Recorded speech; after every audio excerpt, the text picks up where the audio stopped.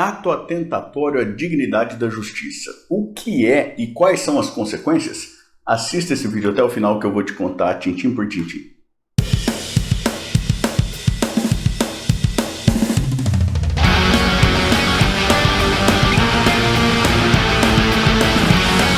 Eu sou o professor Thiago Cabersan e compartilho semanalmente, aqui mesmo no canal, vídeos relacionados à teoria e à prática do direito, como esse vídeo de hoje em que eu falo sobre ato atentatório à dignidade da justiça.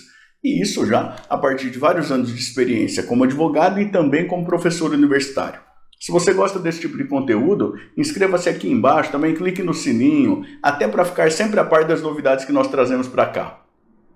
Hoje eu quero conversar contigo brevemente sobre a noção de ato atentatório à dignidade da justiça. Afinal de contas, o que é isso e quais são as principais consequências? E aí eu vou te dizer que nós temos uma referência legislativa principal que parece-me rege a noção de ato atentatório à dignidade da justiça, mas que essa expressão vai aparecer também em outros lugares do Código de Processo Civil. Então, primeiro, vamos olhar a referência legislativa principal, depois a gente vai falar de exemplos de outros lugares em que a expressão ato atentatório à dignidade da justiça aparece. Combinado? Então, começando pela referência legislativa principal, artigo 774 do Código de Processo Civil, lembrando que o jeito bom de estudar processo é com o seu vademecum aberto aí, dando pausa no vídeo para ir lendo os dispositivos, procurando dispositivos que são mencionados nas notas aí como sendo relacionados e tudo mais, tá bom?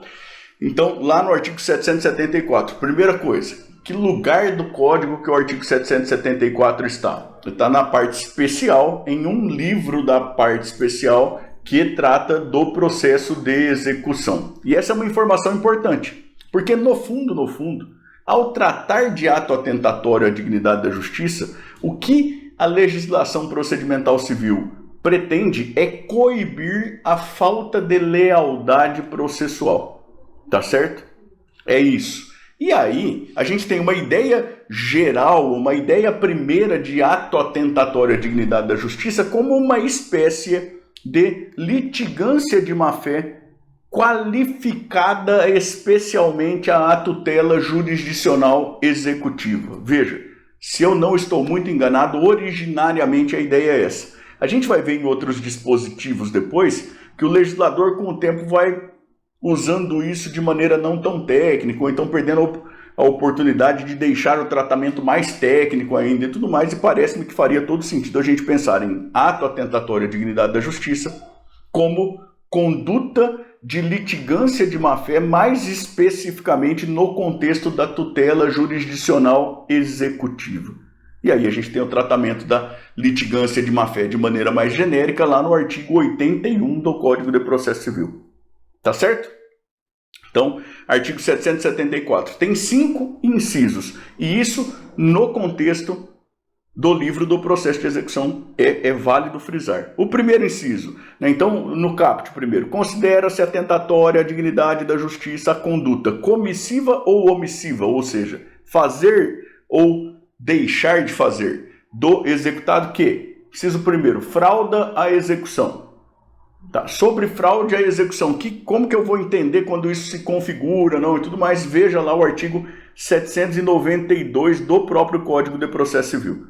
Porque a gente tem distinções aí entre fraude contra credores, fraude à execução e tal. Tá bom? Então, a primeira conduta que configura ato atentatório à dignidade da justiça, fraude à execução. Logo em seguida nós vamos falar da consequência. Tá? A segunda, se opõe maliciosamente à execução empregando ardis ou meios artificiosos. É quem de maneira ardilosa se opõe à execução. Né? E veja, a gente tem aqui uma série de conceitos abertos, né? de espaço para interpretação. Não é qualquer oposição, é oposição maliciosa. Né? Então exige uma configuração de má-fé. Depois, não é empregando qualquer meio, é empregando ardis ou meios artificiosos. É quem atua para procurar enganar, pelo que me parece. É quem atua para procurar induzir o Poder Judiciário em erro de concepção sobre as situações juridicamente relevantes naquele caso, esse tipo de coisa, tá? Terceiro inciso, quem dificulta o executado que dificulta ou embaraça a realização da penhora. Tá certo? E aqui você pode imaginar em uma série de situações também, né? Quem finge que não está em casa, quem esconde bem, quem mente sobre titularidade, esse tipo de coisa, tá certo? Inciso quarto, o executado, e aqui nós estamos falando tudo de condutas do executado, tá? O executado que resiste injustificadamente às ordens judiciais. E aqui eu lembro de um caso em que o oficial de justiça foi lá praticar uma diligência e a pessoa trancou lá e falou: aqui não, porque aqui quem manda sou eu, não sei, uma resistência. Claro que você tem apoio policial para esse tipo de coisa e tudo, mas há todo um transtorno, há uma série de dificuldades, há possíveis prejuízos, né? E aí isso, quando qualificado aqui na execução, configura ato atentatório à dignidade da justiça. E ainda um inciso quinto, que é interessantíssimo, que é: o executado que, intimado, não indica ao juiz quais são e onde estão os bens sujeitos à penhora e os respectivos valores, nem exibe prova de sua propriedade, e, se for o caso, certidão negativa de ônus. Na verdade, qual que é a ideia aqui? A ideia é: o exequente não é obrigado a ser um detetive. A ideia é de que, e veja, eu não estou fazendo uma análise crítica aqui, porque boa parte da doutrina vai manifestar preocupação com o alcance desse tipo de coisa. Mas aqui, pensando da perspectiva do que está consignado na legislação infraconstitucional, exclusivamente, retomo. A ideia é: o exequente não precisa ser um detetive. O executado, em princípio, precisaria ser o maior interessado na quitação, na satisfação da obrigação. De maneira que a legislação vem e fala: olha, o exequente pode pedir que seja intimado o executado para dizer quais são todos os seus bens sujeitos à penhora, seus respectivos valores, né? Apresentar provas de propriedade, certidões, se for o caso, e tudo mais. Não é daquilo que ele escolher, do seu patrimônio. É claro que o juiz pode controlar aqui o que eventualmente for absurdo, né? E tudo mais. Agora, de toda maneira, porque isso pode ser um ônus terrível para o executado. Bom, ele que vai lá e cumpre a sua obrigação. Também por uma outra perspectiva, lembrando, a gente não está aqui fazendo uma análise crítica especificamente desse inciso, que pode, inclusive, ser objeto de um outro vídeo, tá? A gente está tentando entender de maneira bastante geral essas hipóteses de cabimento. São esses 5 incisos. Configurada e declarada a conduta atentatória à dignidade da justiça, segundo os incisos do artigo 774, a consequência é aquela prevista no parágrafo único, que é a imposição de multa não superior a 20% do valor atualizado do débito em execução. E o parágrafo único prevê ainda que essa multa que for arbitrada pelo juiz caberá ao exequente. Tá? Caberá ao exequente, e que será exigida nos próprios autos, né, sem prejuízos ainda da possibilidade de acumulação com outras sanções de natureza processual ou material. Você tem que lembrar aqui que essa possibilidade de acumulação tem que passar pelo crivo aí da vedação de bis in idem, esse tipo de coisa. Beleza? Então, artigo 774, coração da coisa, traz 5 incisos que tratam aí das hipóteses de configuração de ato atentatório à dignidade da justiça, como uma espécie de litigância de má-fé voltada mais especialmente para a tutela jurisdicional executiva. Consequência: o arbitramento de multa de até 20% do valor atualizado da execução, que reverte para o exequente e é exigível nos próprios autos. Tá certo? Então, beleza. Agora, veja. O nosso legislador colocou a expressão ato atentatório à dignidade da justiça em outros lugares, a partir lá, e aqui estamos trazendo alguns exemplos, do artigo 77. O artigo 77 traz deveres das partes, de seus procuradores e de todos que participarem do processo. E aí tem 2 incisos que vão ser objeto dos parágrafos do próprio artigo 77, o inciso 4º e o inciso 6º, que, segundo os parágrafos do próprio artigo 77, configurariam ato atentatório à dignidade da justiça. Professor, mas isso está lá na parte geral, isso não é melhor estar no artigo 774? Veja, sim, isso é uma questão talvez de ordem mais política do que jurídica. Assim, na análise estritamente do que está lá no texto normativo, de fato está no artigo 77. Volta aí o teu vademecum, né, e vá lá olhar o artigo 77 também. Então, veja, deveres das partes, dos procuradores e de todos aqueles que participarem do processo. Lá no inciso 4º, cumprir com exatidão as decisões jurisdicionais de natureza provisória ou final e não criar embaraços à sua efetivação. E o inciso 6º, não praticar inovação legal no estado de fato de bem ou de direito litigioso. E aí você pode pegar e falar, tá, professor, mas assim, no fundo a gente está falando aqui de uma litigância de má-fé voltada aí para as possibilidades de efetivação, de decisão judicial também e tudo mais, de maneira que faz bastante sentido classificar isso aqui como ato atentatório à dignidade da justiça. E como a gente pode estar falando aqui de decisões provisórias ainda e tudo mais, a gente pode até pensar numa questão mais cautelar, de maneira que pode ser uma boa medida que não esteja lá no artigo 774, que está no livro do processo de execução, e sim aqui no artigo 77, que está na parte geral do Código. Tudo bem. É uma possibilidade de interpretar. Eu só chamei a sua atenção para, olha, a gente vai... Qual que é a consequência? Multa de até 20% do valor da causa. O professor, é igualzinho o tratamento do 774? Então, não, mas é que essa é uma multa que reverte para o Estado. Tá certo? Então, aqui para o Estado em sentido lato, tá bem? E aí os parágrafos do 77 vão tratar aí de outros parâmetros quando o valor da causa for irrisório, esse tipo de coisa. Então, mas você veja que aqui já tem uma diferença importante, né? O parágrafo 3º, não sendo paga no prazo a ser fixado pelo juiz, a multa prevista no parágrafo 2º será inscrita como dívida ativa da União ou do Estado. Após o trânsito em julgado, tal, a sua execução observará o procedimento da execução fiscal e tal. Beleza?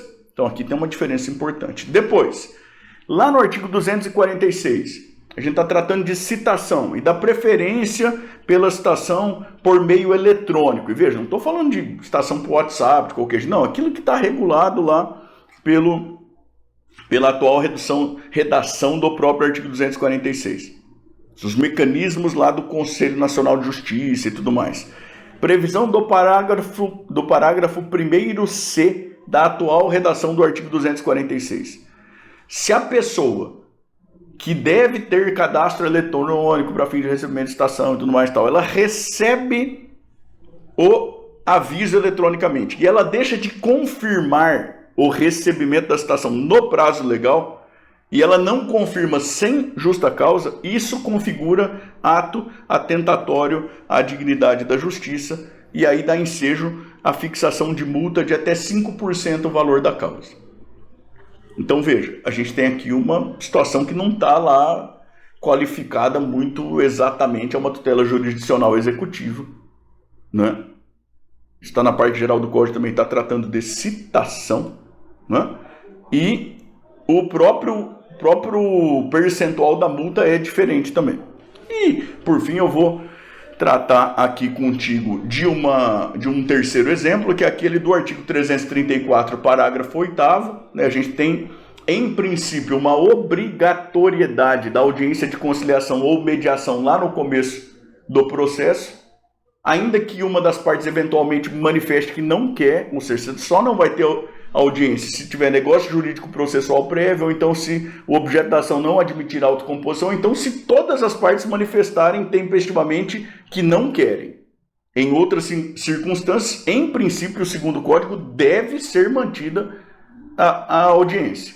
Ô professor, o juiz de onde eu trabalho não faz assim, isso é paternalista, veja, da prática e da teoria tem uma série de críticas aqui, esse não é o objeto do nosso papo hoje, é assim, é o que está no Código. Em princípio, deve ser realizada a audiência de conciliação ou de mediação, e o parágrafo 8º prevê que o não comparecimento injustificado configura aquilo que o parágrafo 8º chama de ato atentatório à dignidade da justiça e implica imposição de multa de até 2% do valor da causa, que reverte também em benefício da União ou do Estado. Então aqui a gente tem um percentual diferente e essa destinação que está lá conforme o artigo 77 e não conforme o artigo 774. E veja você, o artigo 334, já na parte especial do Código também, em um livro destinado principalmente ao tratamento do processo de conhecimento, uma parte que está falando lá do procedimento comum, porque você pode até falar, mas é um livro que trata também de cumprimento de sentença, tal, mas esse artigo aqui está na parte que trata do procedimento comum do processo de conhecimento, ainda que seja aplicável subsidiariamente a outros procedimentos e tudo mais. Tá certo? Então, é isso, né?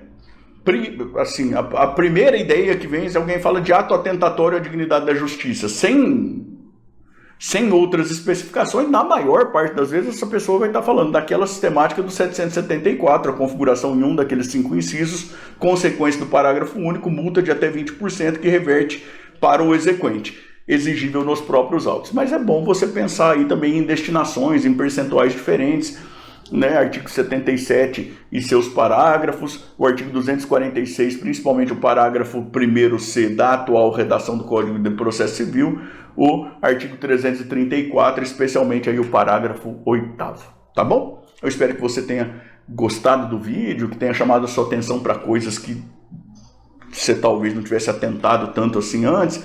Queria te pedir, por favor, para contar para mim nos comentários aqui embaixo de onde é que você me assiste e o que é que você faz. Eu fico muito feliz por saber até onde os vídeos estão chegando. Na medida do possível, eu gosto bastante também de interagir com o público aqui do canal por meio dos comentários aqui embaixo, apesar de toda a correria, tá bom?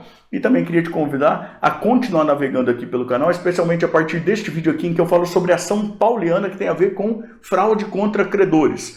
Também queria te pedir de novo, por favor, para se inscrever no canal, para clicar no sininho, para dar o seu joinha, para me seguir lá no Instagram, no TikTok, porque isso é muito importante para que eu continue produzindo esse material aqui, tá bom? Muito obrigado, até mais, tchau, tchau.